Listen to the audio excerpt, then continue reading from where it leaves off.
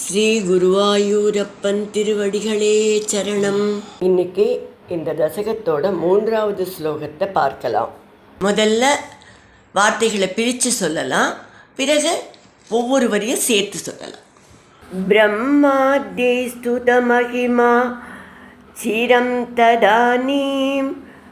பிரம்மாத்யை ஸ்துத மகிமா சிரம் ததானீம். பிராதுஷ்யன் வரதபுர பரேண தாம்னா.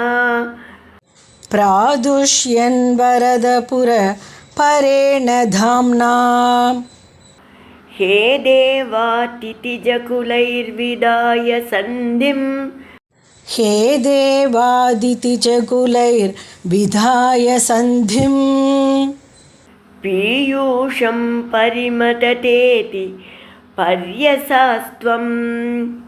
பீயூஷம் பரிமததேதி பர்யசாஸ்த்வம். பிரம்மாத்யை ஸ்துத மகிமா சிரம் ததானீம். பிராதுஷ்யன் வரதபுர பரேண தாம்னா. பிரம்மாத்யை ஸ்துத மகிமா சிரம் ததானீம்.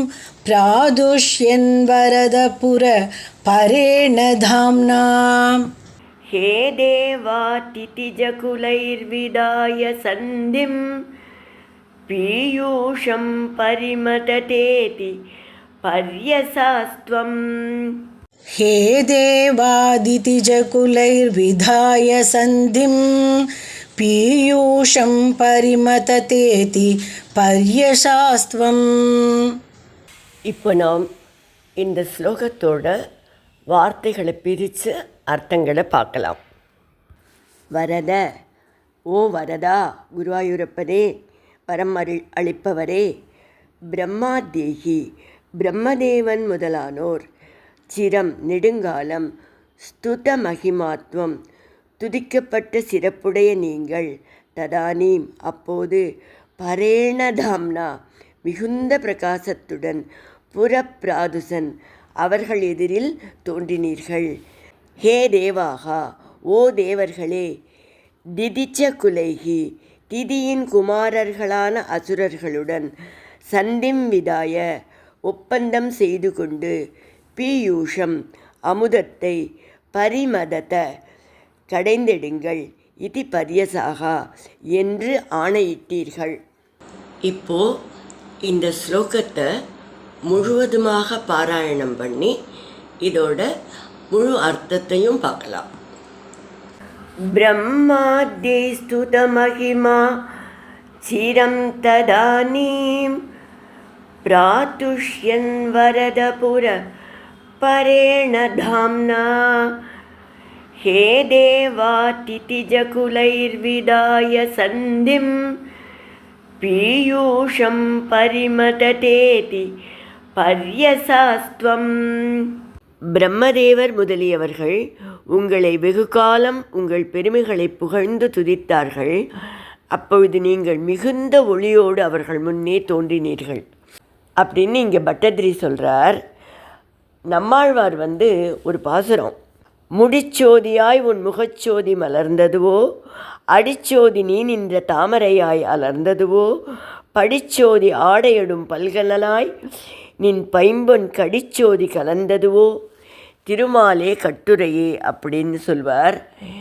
என்ன அர்த்தம்னா, பகவானோட திருமுடி அதோட ஒளியினால் முகத்தோட ஒளி அதிகமாக இருக்கா, இல்லை முகத்தோட அற்புதமான ஒளியினால் அந்த திருமுடி அப்படி ஒளி வீசுறதா, உன்னோட திருவடியோட ஒளியினால் நீ நின்றுருக்கிற தாமரை அப்படி ஒளி வீசுறதா, இல்லை தாமரையோட பிரகாசத்தால் திருவடி பிரகாசிக்கிறதா தெரியலையே அப்படின்னு அப்படியே பிரமிச்சு போய் சொல்லுவார். அது மாதிரி தான் இங்கே பட்டதிரிகளும் சொல்கிறார். தேவர்கள் பிரார்த்தனை செஞ்சபோது நீங்கள் மிகுந்த ஒளியோடு அவர்கள் முன் தோன்றினீர்கள். அதற்கு பிறகு நீங்கள் தேவர்களிடம் அசுரர்களோடு ஒரு உடன்படிக்கை செய்து கொள்ளுங்கள். அவர்களுடன் சேர்ந்து பார்க்கடலை கடைந்து அமுதத்தை பெற முயற்சி செய்யுங்கள் என்று கட்டளையிட்டீர்கள். தேவர்கள் அசுரர்களை நம்பி அவர்களோடு உடன்படிக்கை செய்து கொள்ள தயங்கினார்கள். நீங்கள் இப்பொழுது லக்ஷ்மி கடாட்சத்தை இழந்து பலமின்றி இருக்கிறீர்கள். அசுரர்கள் உதவியின்றி பார்க்கடலை நீங்கள் கடைய முடியாது.